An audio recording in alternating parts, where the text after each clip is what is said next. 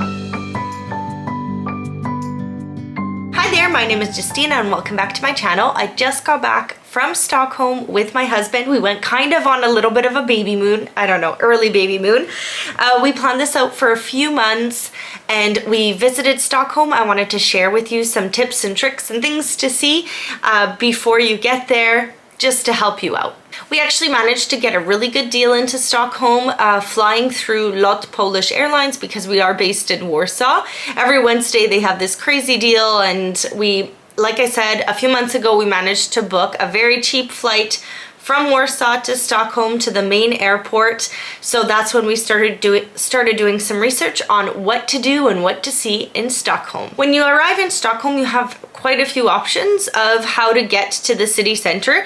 We did choose a hotel that was just outside of the city center because we wanted a hotel with breakfast, because we were expecting food in Stockholm to be expensive. It is, you know, up north in Scandinavia and things tend to be a little bit more expensive, especially we were in Oslo a few years back, so those are kind of the prices we were expecting. We were actually pleasantly surprised. We spent about 25 euros per person per every meal. Again, kind of ranging from our different meals, but on average we spent about 25 euros to 30 euros per person. On the food itself, we're not big drinkers. Sometimes my husband had a beer. I'm pregnant, so I didn't have any alcohol, but just wanted to give you guys kind of a roundabout about how much we spent on food. So after our flight, we did arrive Friday late into the evening, so we wanted to take sort of the fastest and most convenient route into our area for the hotel, and we found that the Arlanda Express was our best option. It is a little bit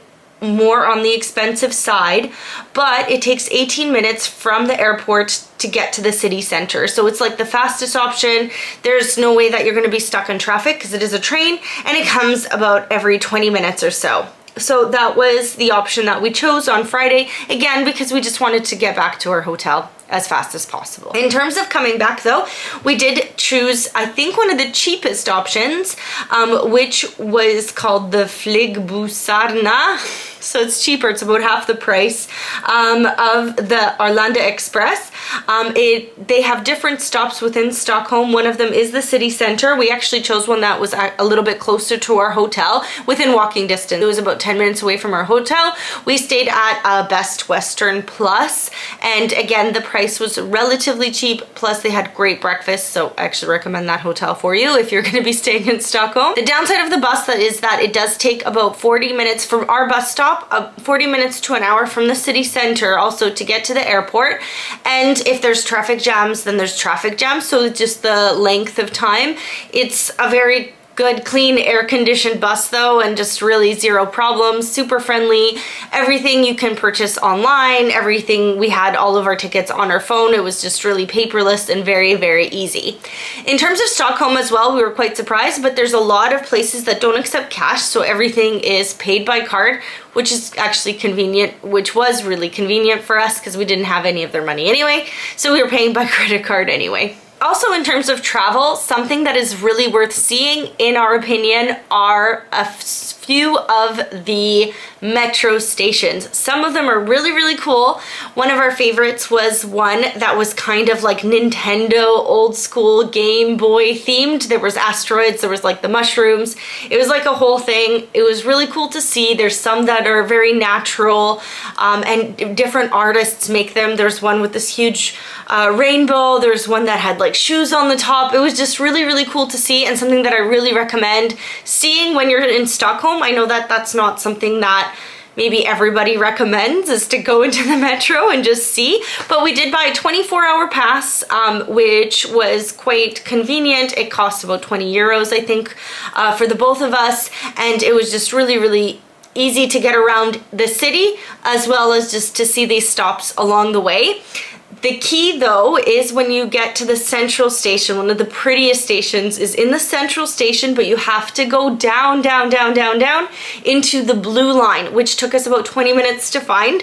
So if you are in Stockholm, remember to go see the blue line in the central station, but it's a little bit more difficult to find it, but just remember, go down, down, down, and then you'll be able to find it. Another way to get around is electric scooters. We were actually really lucky because we went during midsummer, and really Friday and Saturday there was no people. It was kind of like a ghost town. We were really surprised at how few people there were, and the people that were there, the Swedish people that were there, they were dressed up, they had like these flower crowns. It was really cool to see. So it was an experience. So if you have a chance to go during midsummer, I recommend it.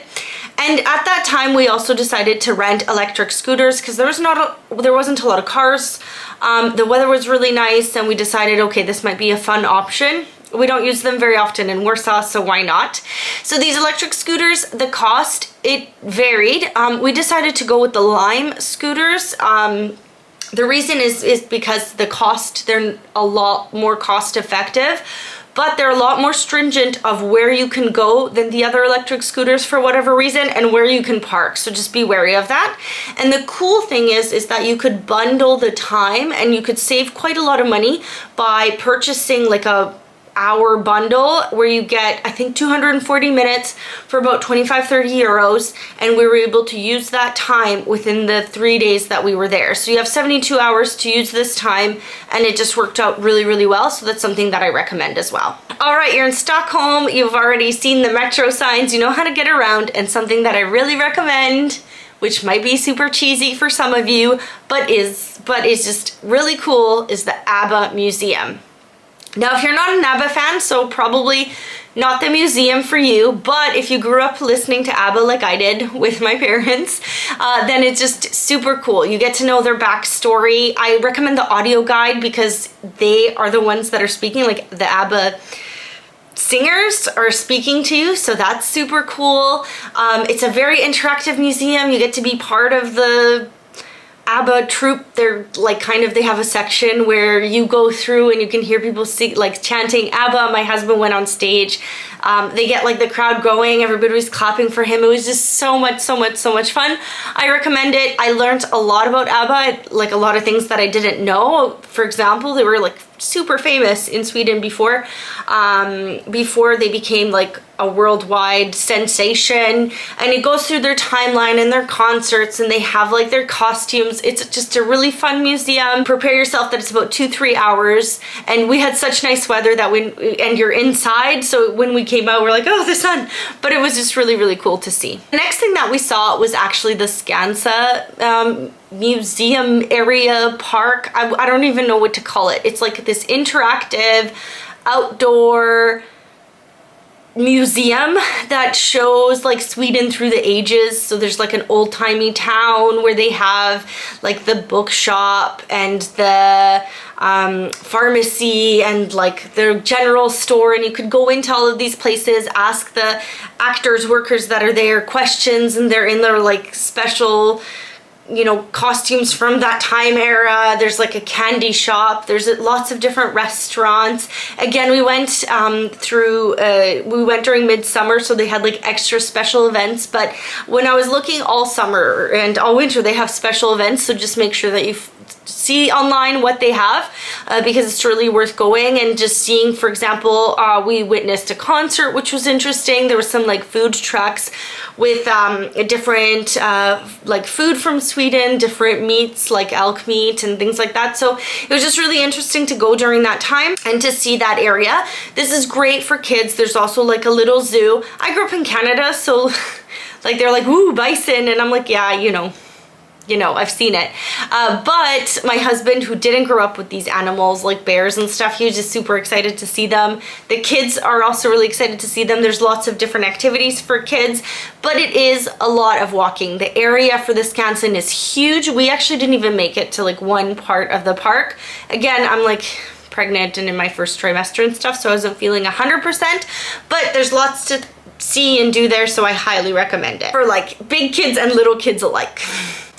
So the next museum that I recommend is the Vasa Museum. Now, this is a giant ship, and I don't know why I called it like the Viking ship, but because there's a Viking museum right beside the Vasa. But the Vasa Museum is super cool. It's a ship that is like from the 1600s. They were able to, and they actually show you how they take it out. I really recommend within the museum to go to the show. There's like a 17-minute long movie, so I recommend actually of starting, if you're there at a time when the movie is showing, at starting with the movie. The reason being is that it gives you a lot of background information and a general overview of what you're looking at.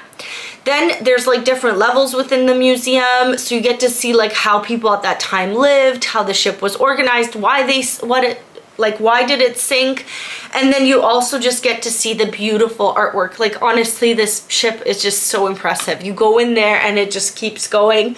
It's kind of mind-blowing to see, so I really recommend it. I think it's just super interesting. Tickets to get in are, again, because we earn in Polish zloty, so everything's kind of expensive for us, but it's about 20-30 euros per person. Just check online. You are able to purchase the tickets online, but we just bought them at like the little machine there because we just didn't know which day we would be at the Vasa Museum. So just so you know, you can purchase tickets online. This ship has a really interesting history, and again, because we're currently living in Poland, it kind of even hits home because the ship was supposed to be used to invade Poland and the surrounding area. So it's like not the best history for Poles, and we actually read a few like 1-star reviews for the Vasa. My husband loves reading 1-star reviews for anything that we do, so this is just something that he finds fascinating. And it is quite a few Polish people were actually complaining about the fact that this ship was supposed to be used to invade Poland, and it, you know, shouldn't be celebrated. But it is extremely interesting to see. It's just an interesting view from that era, and we were able, or they were able to gather so much information just from that time, and again, how they got it out of the sea was just quite incredible. So I thought it was really interesting. Again, we were there for like 2-3 hours, and it was just, we could have stayed there longer, but we just wanted to also enjoy the sunshine and be outside for a little bit. The next thing that I would recommend for you to do if you're in Stockholm and you have a little bit more time is to do a boat tour. Now there's lots of different options. There's like a hop on, hop off boat tour as well. There's the hop on, hop off bus, which we didn't do, again, because we wanted to see the metro. Within your metro card, the 24-hour card, you're actually able to take boats from like the main islands as well. So that's pretty cool. But there's archipelagic, I can't say that word, but there are boat tours to see the other islands like outside of Stockholm or just outside of Stockholm. And some of them last even 11 hours.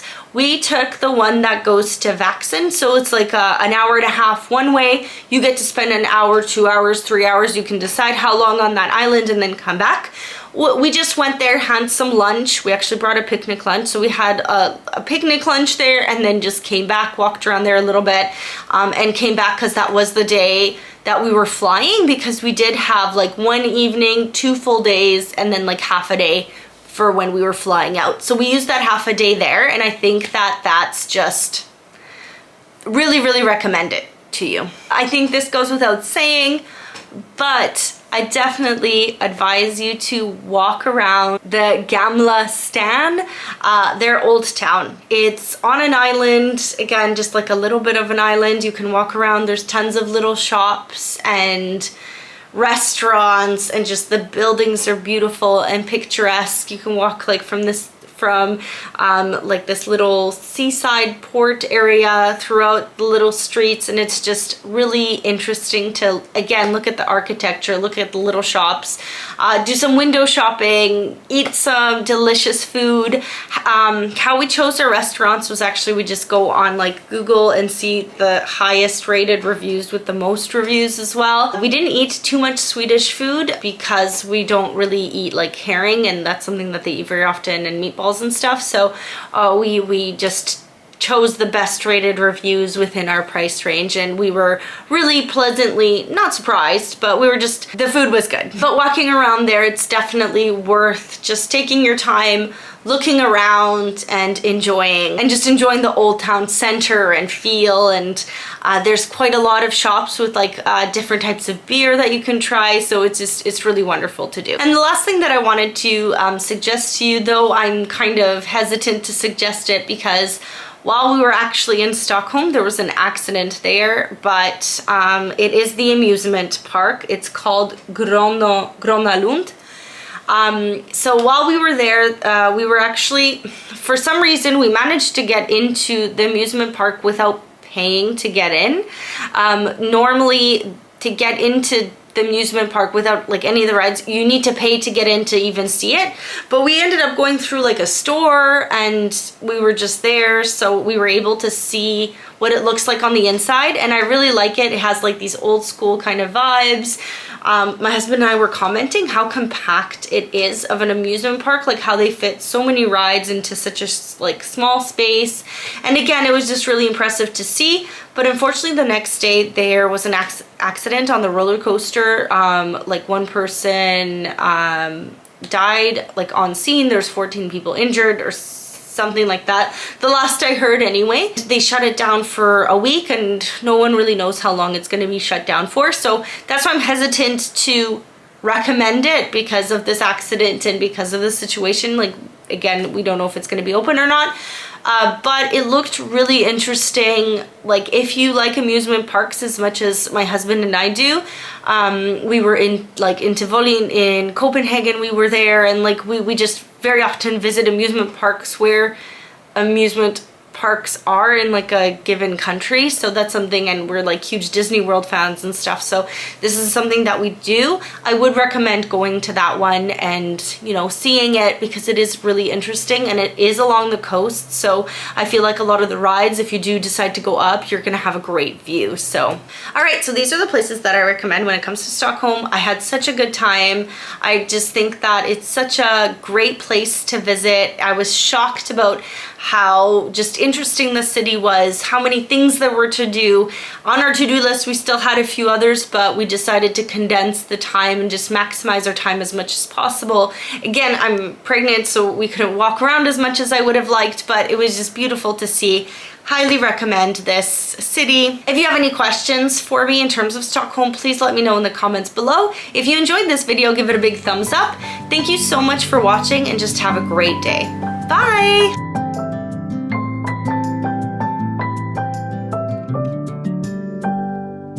May you always find your way to higher ground. May you always keep your head held up high. Pretty little thing.